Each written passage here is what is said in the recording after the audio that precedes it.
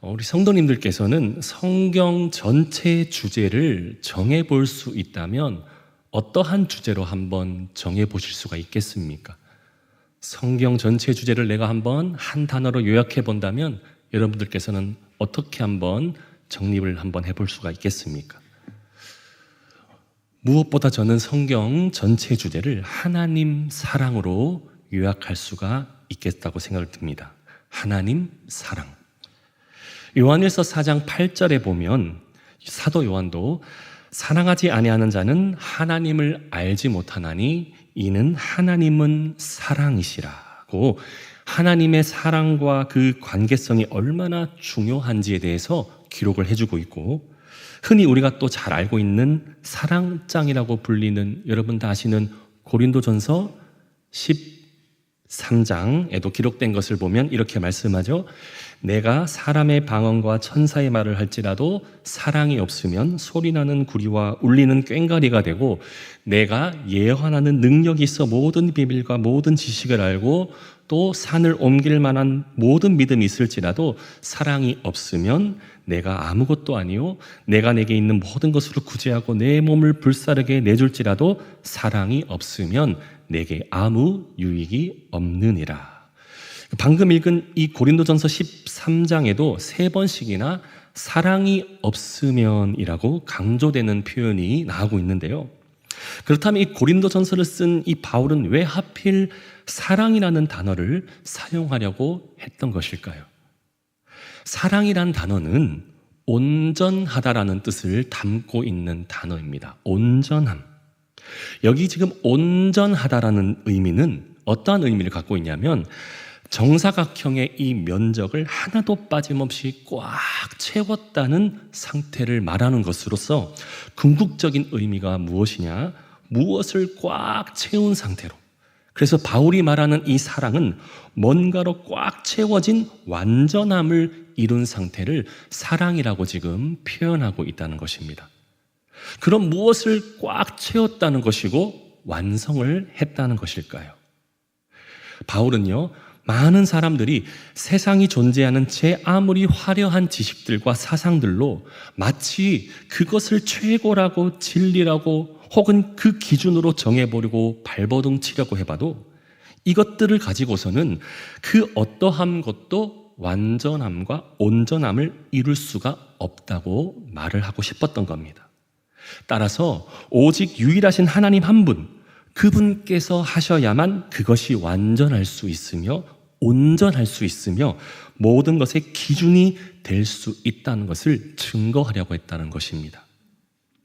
당시에 이 고린도 지역은요, 교회 안팎으로 어떠한 그 배경들이 있었냐, 다양한 이방인들과 기존 그 성도들 사이에 많은 그 다양한 지식과 사상들로 이것이 진짜라면서 서로가 서로에게 줄다리기를 그렇게 많이 벌였던 교회였습니다.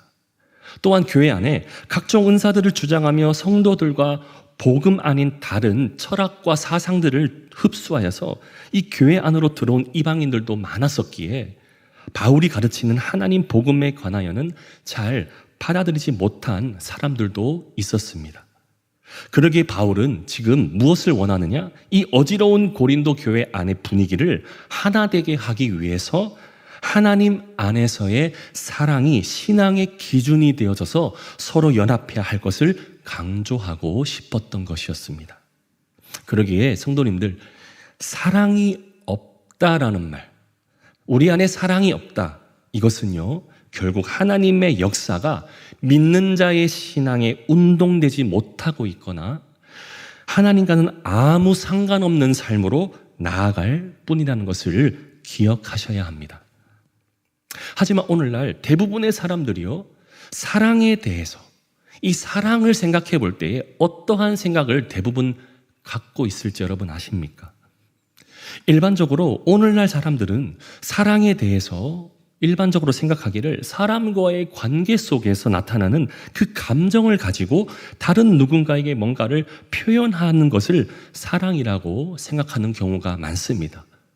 굳이 예를 들자면 남녀 간에 표현되고 있는 사랑, 또 부모와 자식 간의 사랑, 친구와 또 친구, 또 스승과 제자 간의 이러한 사랑 등이 있지 않겠습니까?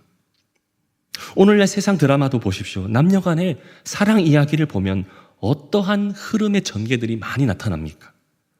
얼마나 남녀 간의 그 감정이 복잡하고 어지럽고 생각이 많아야 하는 일들이 많습니까? 그러나 성경이 증거하는 사랑은 이러한 복잡한 것들이 아닙니다. 성경이 증거하는 사랑은 때와 환경에 따라서 시시콜콜 변하고 복잡해지고 믿는 자를 어지럽게 만드는 것이 아니라 성경이 강조하는 사랑은 늘 그 자리에 변치 않으며 그 중심에는 어떠한 것도 흔들리지 않고 참되고 유일한 그 길을 분명히 증거한다는 것이 바로 성경이 가르치는 사랑이라는 것입니다. 그러기에 사랑이 온전하다는 것이고 하나님은 그래서 우리가 믿을 대상, 우리가 믿으신 그 하나님을 의지할 수 있는 그러한 대상이 바로 하나님은 변하지 않으시고 그 자리에 늘 함께 하시기에 우리는 그 하나님을 사랑으로 믿을 수 있다는 사실을 알아야 된다는 것입니다. 예를 들자면 요한복음 4장 13절 말씀에 이런 말씀이 있습니다. 지금 당신이 먹는 물을 마시면 다시 목마르려니와 내가 주는 물을 마시면 영원히 목마르지 않는 샘물이 되리라. 하나님의 말씀은 그 길을 안내한다는 거예요. 참된 것을 안내한다는 거예요. 세상의 사랑과 인간이 느끼는 사랑은 변하고 복잡하고 어지럽고 질서가 없지만 하나님의 사랑은 분명하게 그 길이 무엇인지를 안내한다는 것입니다. 우리 시편 23편을 봐도 여호와는 나의 목자시니 내게 부족함이 없으리로다. 내 평생의 선하심과 인자하심이 반드시 나를 따르리니 내가 여호와의 집에 영원히 살리로다. 물론 현재 우리의 삶과 그 문제는 어려움들이 아주 없다는 것이 아닙니다. 때론 해결되지 못한 그 답답함과 같은 목마름의 갈증의 상황도 찾아올 때가 많이 있습니다. 이러한 모습은 세상 사람들도 같이 느끼는 문제와 고민이 될 수도 있는 부분인데요. 그러나 하나님 사랑으로 함께하는 사람은요, 이 문제와 어려움이 찾아와도 그 문제와 상황에만 매이지를 않습니다. 불안해도 불안을 견뎌낼 수 있으며 또는 하나님의 말씀과 사랑이 그 다양하게 찾아오는 문제와 어려움을 이기게 한다는 것을 믿으시기를 바랍니다. 왜요? 하나님의 사랑은 내 스스로가 아니라 하나님이 우리를 견디게 하시는 것이며 인내하는 능력으로 함께 하신 줄을 그 때문인 줄을 믿으시기를 바랍니다. 하나님의 사랑이 우리와 함께 하고 있다는 것은 내가 하나님을 사랑해서 내가 이길 수 있는 능력이 생겨서가 아니라 하나님이 내 안에 거하셔서 사랑으로 그 모든 것들을 이기고 인내하고 참을 수 있게 직접 역사하신다는 사실을 우리는 기억해야 한다는 것입니다. 그렇다면요, 오늘날 현재 성도님들께서는 하나님을 어떻게 사랑하고 있으십니까? 지금 여러분들의 삶 속에 하나님을 어떻게 사랑하고 있으십니까? 하나님의 사랑에 대한 구체적인 뭔가를 떠올리고 있을 때에 혹여나 내 신앙생활에 교회 잘 나오는 것으로만 충분하셨습니까? 아니면 봉사와 섬김에 열심을 다하는 것으로만 하나님 사랑에 만족하고 있으십니까? 예수님과 가장 가까이 했던 제자들의 삶을 오늘 확인해 보시면 조금은 생각을 달리 하셔야 할 수도 있습니다. 특히 예수님 12제자 중에 베드로의 모습 기억해 보십시오. 주님을 누구도 비교할 수 없을 만큼 사랑했다고 자부할 수 있는 사람이었습니다. 특히 무엇보다 베드로는 여러분이 잘 아시는 신앙 고백, 주는 그리스도시요 살아계신 하나님의 아들이십니다라고 하는 이 한마디로 예수님께 칭찬을 받았던 사람이었습니다.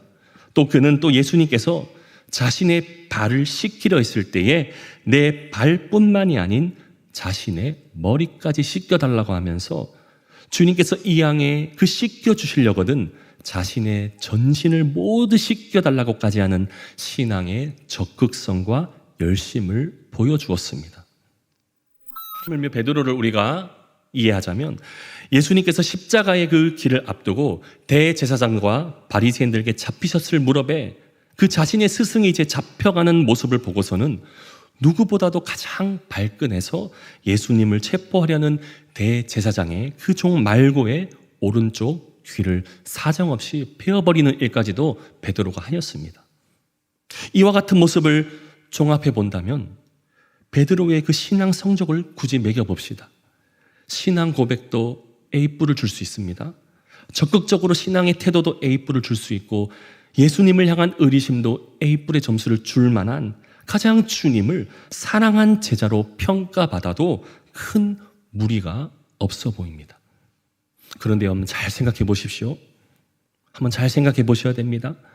우린 저 베드로가 열심히 주님을 따라다니면서 아름다운 신앙 고백으로 주님 앞에 칭찬 들은 모습이 진짜 주님을 위한 사랑이었다고 시원하게 우리가 확정을 지을 수가 있겠습니까? 진짜 이 고백만이, 진짜 베드로가 했던 의협심과 내 몸을 씻겨 주십시오라는 그 적극성만으로도 주님을 위한 사랑의 표현이라고만 우리가 확정 지을 수가 과연 있겠습니까? 성경을 잘 보시면 예수님의 제자들이 언제부터 진짜로 주님을 사랑했으며 따라갔는지 조금이나마 가늠해 볼 수 있는 성경 구절 한 구절이 있습니다. 우리 다 같이 요한복음 2장 22절 말씀 한번 함께 읽어보겠습니다. 요한복음 2장 22절 말씀 읽어보겠습니다. 죽은 자 가운데서 살아나신 후에야 제자들이 이 말씀하신 것을 기억하고 성경과 예수께서 하신 말씀을 믿었더라. 제자들의 신앙이 언제 제대로 된 하나님을 따르는 그 사랑의 신앙으로 출발했다고 기록되어 있습니까? 바로 예수님께서 죽으셨고 부활하신 이후부터 제자들의 신앙이 달라졌습니다. 그런데 참 아이러니해요. 성경을 보시다 보면 참 아이러니할 때가 있는데 우리 예수님께서 참 친절하신 분인 거 아십니까? 우리 주님이 얼마나 친절하신지 아십니까? 시험 문제 출제하시면서도 정답을 다 미리 알려주고 시작하시거든요. 이미 자신이 죽고 살아날 것을 제자들에게 미리 다 알려주셨습니다. 두 군데 한 번을 찾아보겠습니다. 마태복음 16장 21절. 이때로부터 예수 그리스도께서 자기가 예루살렘에 올라가 장로들과 대제사장들과 서기관들에게 많은 고난을 받고 죽임을 당하고 제3일에 살아날 것을 제자들에게 비로소 나타내시니 알려주셨어요. 한 군데 더 누가복음 18장 32절입니다. 인자가 이방인들에게 넘어져 희롱을 당하고 능욕을 당하고 침뱉음을 당하겠으며 그들은 채찍질하고 그를 죽일 것이나 그는 3일 만에 살아나리라 하시되. 이렇게도 친절하게 미리 다 알려주셨어요. 그러니 상식적으로 주님을 사랑한다고 말하는 제자들은 예수님께서 이렇게 알려주셨다고 한다면 어떻게 살아가는 삶이어야 옳겠습니까? 당연히 그들이 인정하신 메시아이신 예수님께서 직접 부활하신다고 하시니 하나님의 뜻을 따라 그 부활의 삶을 그 묵묵하게 기다리면서 신앙을 지켜가는 삶으로 나아가야 되지를 않겠습니까? 그런데 제자들은 예수님께서 십자가를 지시고 골고다로 하셨을 때에 어떠한 반응으로 모두가 일관하였습니까? 특히 아까 저 용감했던 귀를 베어버린 베드로, 예수님께서 붙잡혀 가시고 대제사장의 여종이 지나가던 유대인들에게 저 사람이 예수의 제자라고 찍혀댔을 때에 베드로는 어떠한 반응을 보였습니까? 주님을 사랑한다고 하지 않았습니까? 주님을 사랑해서 내 머리 발까지 씻겨달라고 했던 베드로 어디 갔습니까? 베드로가 이렇게 고백하죠. 나는 저 예수와 전혀 아무 상관없는 무관한 사람이라면서 예수의 제자라는 사실을 적극적으로 부인하고야 말았지 않았습니까? 예전에 베드로가 신앙 고백의 교과서와 같은 주옥 같은 고백, 주는 그리스도시요 살아계신 하나님의 아들이십니다. 여러분 어떻게 생각하십니까? 그리스도라고 고백했다는 것 자체만으로 이미 나의 구원자 되시는 주님이라는 것을 인정한다는 것인데 왜 그런데요? 예수님께서 십자가를 지셨을 때에 가장 주님 가까이 있었던 사람이었음에도 불구하고 예수를 부인하고 도망갔었던 것이었습니까? 그 이유는 베드로에게 있는 예수는요, 그의 신앙 안에 온전히 생명의 주, 주인 되시는 주로 거하고 계셨던 예수님이 아니라 겉으로 옆에만 붙어서 계셨던 인간 예수일 뿐이었을지도 모르니, 그러니 사람이 죽으면 어찌 다시 살아나는가? 이 베드로는 예수가 구주로 느껴지지 않았을 것입니다. 그렇기 때문에 결국 그 실망감이 찾아왔고 배신하고 싶었던 그런 마음이 컸던 모양입니다. 그렇기 때문에요, 십자가 오늘날 십자가 이 사건은 오늘날 우리 성도님들에게도 동일하게 묻고 있습니다. 성도님들, 우리 신앙에는 그리스도 예수가 분명히 거해 있는 신앙이십니까? 여러분의 신앙 안에는 정말 예수 그리스도 생명의 주님이 거해 계시는 신앙이 맞습니까? 아니면 우리 역시 스스로 신앙에는 예수는 교회만 출석할 때의 예수, 주중엔 단지 졸졸 따르기만 하는 예수의 모습은 아니었습니까? 오늘 본문에 그래서 예수님께서 베드로에게 묻는 질문, 내가 나를 사랑하느냐? 이 질문이 여러분을 향해 진심으로 물으시는 주님의 마음이라는 것을 기억하시기를 바랍니다. 오늘날 사람들은 내가 성도로서 주님을 따르는 삶으로 살아가야 된다는 것은 머리로 너무나도 잘 알고 있습니다.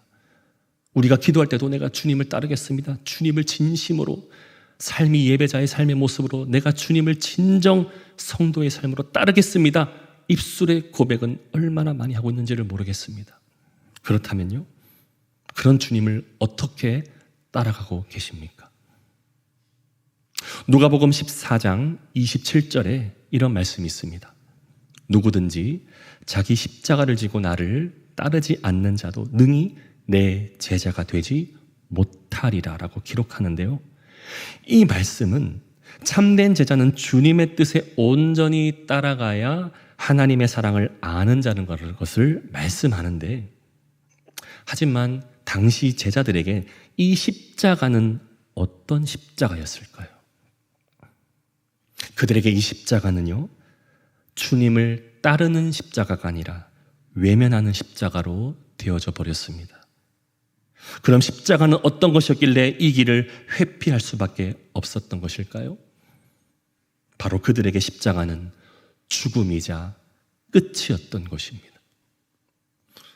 그러니까 죽어야 하니까 두려워서 도망가고 배신하고 부인할 수밖에 없었다는 거예요. 그런데 성도님들, 오늘 성경을 깊이 보실 수 있기를 바랍니다. 십자가가 가르쳐주는 본질은요, 죽음, 희생, 고통, 고난만이 아닙니다. 십자가가 궁극적으로 안내하는 것, 십자가의 원어는 기둥을 바로 세우다, 언약을 세우다라는 뜻을 가지고 있는 게 이 십자가예요. 그렇다면 성도님들 생각하시기에 이 기둥을 세우는데 나무 기둥을 세워서 나를 주님을 따라오라고 말씀하시는 게 맞을까요? 주님이 우리에게 나무 기둥 들고 나 따라오라 이렇게 말씀하시는 것 같습니까? 그렇게 보시면 성경을 얇게 보시는 거예요. 십자가, 여러분, 무엇을 가지고 우리가 하나님과의 언약을 세워나가는 일들을 할 수 있겠습니까? 여기 기둥은요, 언약을 상징하고 하나님의 말씀의 진리를 가지고 언약을 상징하고 있어요. 그렇기 때문에 주님께서 지금 나를 따르라, 십자가를 지고 나를 따르라는 나무 기둥이 아니라 진리의 말씀을 바로 붙들어서 나를 따르라는 거예요. 진리의 말씀을 들고 따라가야 사는 길이라는 거죠. 그런데 사람들이 대부분 십자가를 보면 저건 고통이야, 죽음이야, 희생이야, 여기에만 매여 있습니다. 여기에만 갇혀 있습니다. 그러니 생명의 주님으로 바라볼 수가 없는 거예요. 그렇기 때문에 우리가 하나님의 말씀의 진리를 붙들고 예수 그리스도를 따르는 것이 바로 하나님을 사랑하는 것임을 믿으시기를 주님의 이름으로 축복합니다. 하나님의 말씀을 따라서 하나님의 말씀이 내 안에 있어서 그 말씀을 따르는 것이 사랑이지, 주님 내가 정말 따뜻한 마음, 이 감정을 가지고 주님 앞에 고백합니다, 입술의 고백만이 사랑이 아니라는 거예요. 하나님을 사랑하면 하나님의 말씀을 붙들고 우리가 따라가야 하나님을 진심으로 사랑한다는 것임을 기억하시기를 바랍니다. 그래서 하나님의 사랑은요, 내 힘으로 하는 것이 아닙니다. 하나님의 말씀 진리가 사랑할 수 있게 우리를 다듬고 그렇게 살도록 이끌어가는 것이고, 우린 하나님의 말씀으로부터 완전 지배당해서 내 자아가 완전히 엎어지고 주님이 역사하시고 살아 역사하시는 것이, 그래서 주님이 드러나시니 내 안에 하나님의 사랑이 드러나는 것, 이것이 사랑하는 삶의 증거라는 것입니다. 예수님께서 율법주의자들과 제자들에게 가장 강조하신 계명이 무엇인지 우리가 다 잘 알지 않습니까? 바로 내 마음과 목숨과 뜻을 다해 주 여호와 하나님을 사랑하고 내 이웃을 내 몸과 같이 사랑하라. 여러분, 이 계명 다 아시죠? 성도님들, 그럼 생각해 보십시오. 예수님은 이 계명이 첫째도 둘째도 가장 크다고 말씀하셨고, 그럼 이 계명 어떻게 우리가 실천하면서 나아갈 수가 있을까요? 성도님들, 내 마음과 내 몸과 뜻을 다해서 주 여호와 하나님을 사랑하고 이웃을 내 몸과 같이 사랑하라. 성도님들, 이거 어떻게 실천하시겠습니까? 그냥 사랑한다고만 하니 하나님 앞에는 거룩하고 경건한 모습을 하면 될 것 같고, 또 이웃 사람들의 어려움을 잘 돌보고 안아주고 위로해주고 돌보아주고까지 다들 이 지금 계명을 이렇게 생각해 보신 사랑 맞으셨습니까? 그런데요, 성도님들요, 이러한 사랑은 세상 사람들, 굳이 교회 다니지 않는 사람들, 그리고 자선사업단체들, 사회복지단체들도 아주 능숙하게 잘하는 사랑이에요. 물론 우리에게도 주변 이웃을 잘 돌보고 섬기는 일이 나쁜 것이 말하고 말씀드리는 것이 아니에요. 그렇다 한가면 그렇게 잘 섬기고 돌보고 하는데, 여기 말씀하는 마음을 다하고 목숨을 다하고 뜻을 다한다는 말을 여러분 잘 알고 계십니까? 이거는 예수님께서 가르쳐준 이 말씀은 우리 인간적인 의지로 할 수 있다라고 말씀하시는 게 아니에요. 왜요? 사람은 죽었다 깨어나도요, 율법을 다 못 지킵니다. 그럼 어떻게 주님의 이 계명, 하나님 사랑, 이웃 사랑을 지켜낼 수 있는지 성경이 정확하게 어떠한 답을 증거하고 있는지 아십니까? 로마서 13장 10절에 이런 말씀이 있습니다. 사랑은 이웃에게 악을 행하지 아니하나니 그러므로 사랑은 율법의 완성이니라. 무엇입니까? 사랑은 율법의 완성.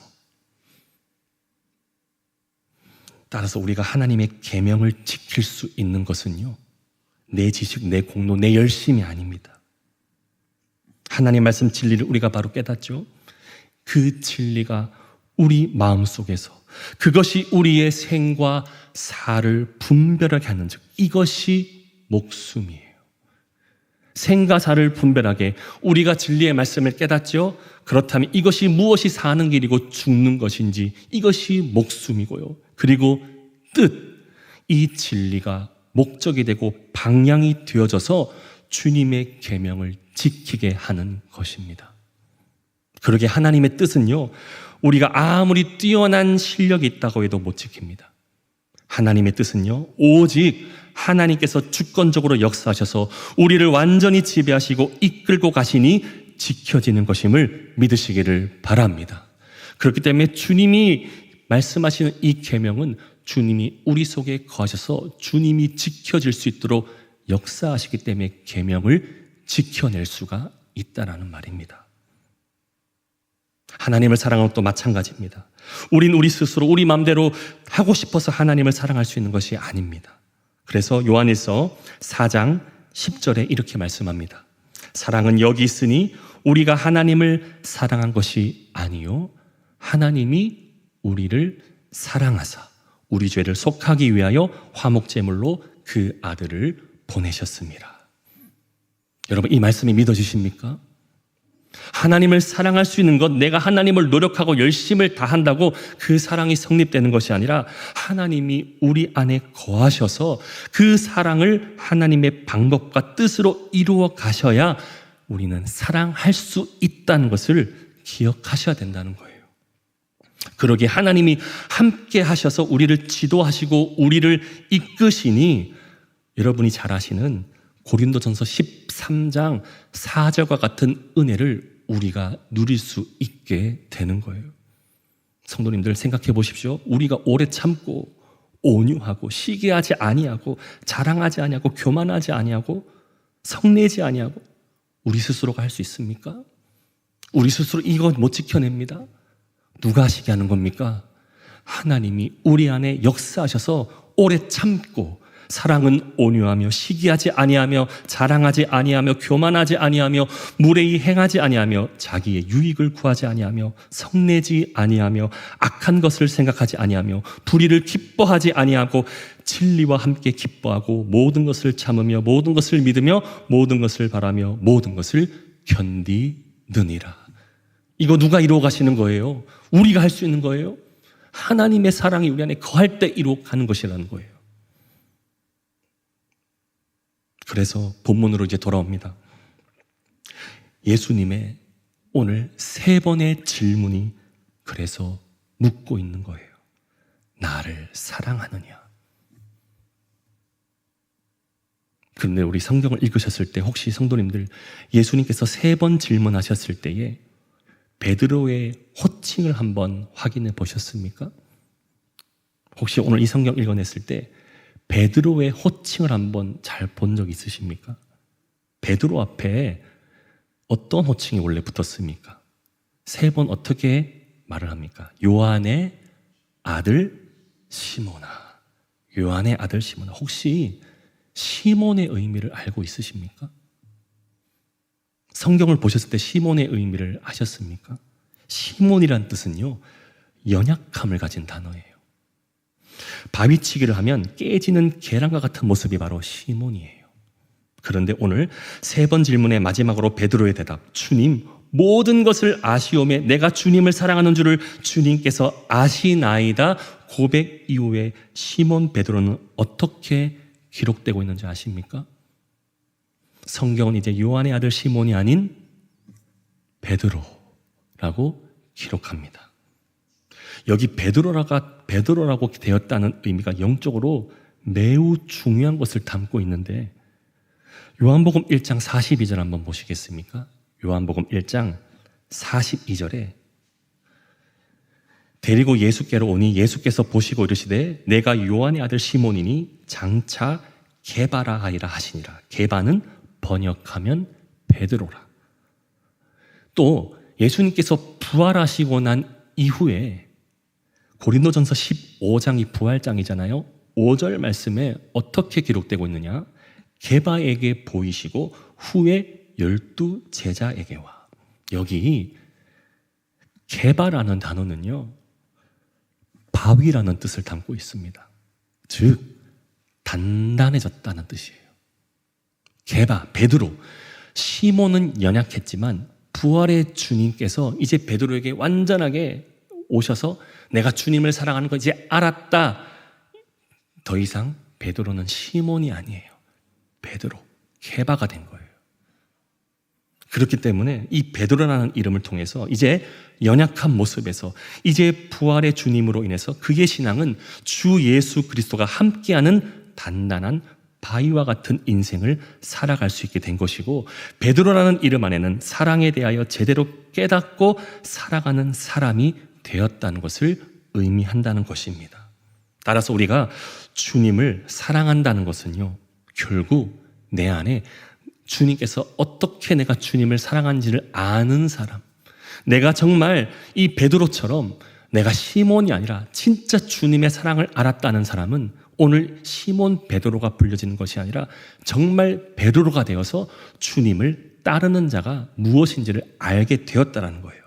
그렇기 때문에 오늘 말씀 보시면 본문 19절에 베드로가 내가 어떻게 주님을 사랑하며 나아가겠노라고 성경이 이제 그 베드로가 그걸 알았는지를 기록해 주는 말씀이 있습니다. 본문 19절 말씀 우리가 한번 읽어보시면, 자, 다 같이 한번 19절 읽어보겠습니다. 이 말씀을 하심은 베드로가 어떠한 죽음으로 하나님께 영광을 돌릴 것을 가리키심이로라. 이 말씀을 하시고 베드로에게 이르시되 나를 따르라 하시니. 성도님들, 주님을 사랑한다는 것은요, 이 19절이에요.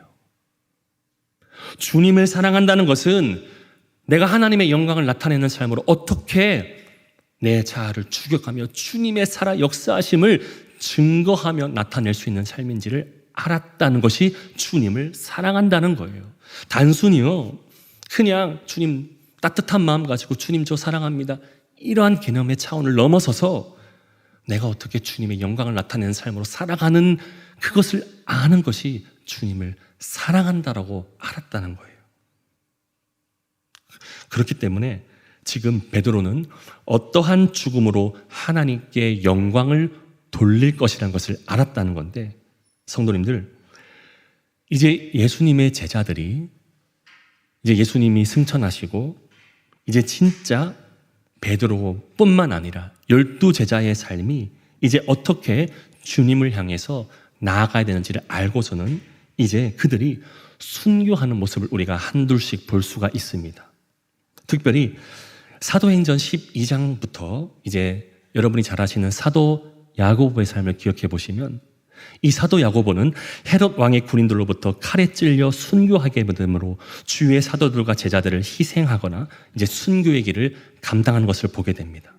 그런데 잘 보시면 제자들이 찔려서 다들 순교하고 있는데요, 어떻게 하나님의 영광이 나타나는 삶들이 나타나느냐?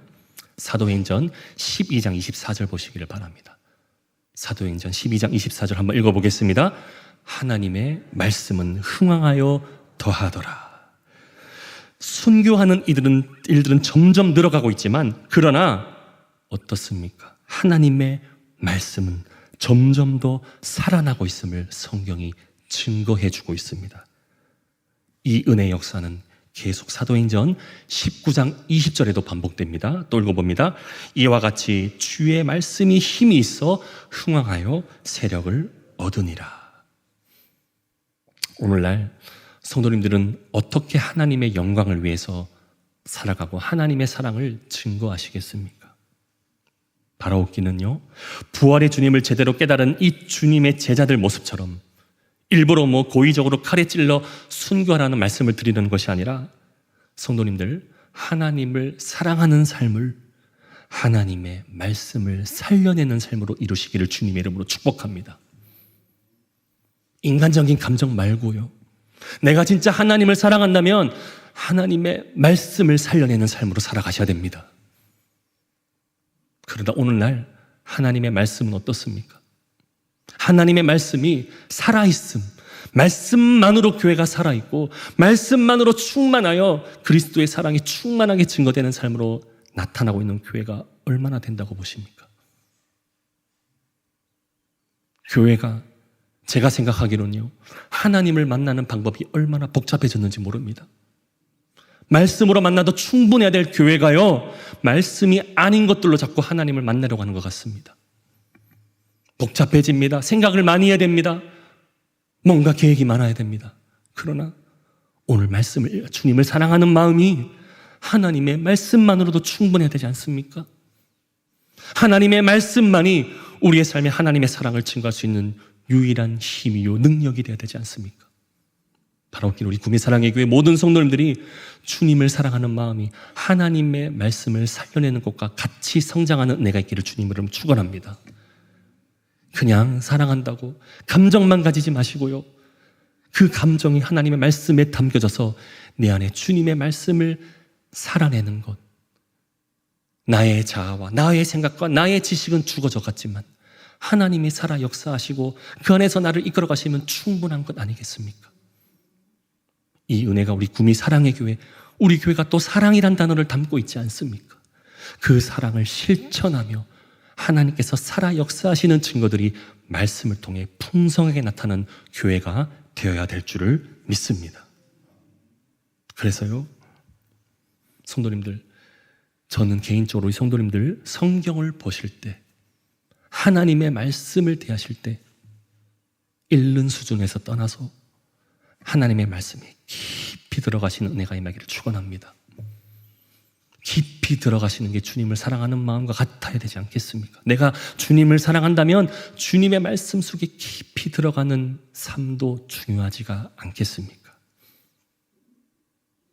읽어내는 수준에서 깨닫고 실천하고 하나님이 나를 움직이시는 그 은혜들의 간증들이 넘쳐날 수 있기를, 그래서 그분의 사랑으로 우리 성도님들에게 하나님의 뜻을 이루지 못하게 방해하는 것들을 자감하게 제거시키는 은혜도 누리시면서 말씀을 마무리합니다.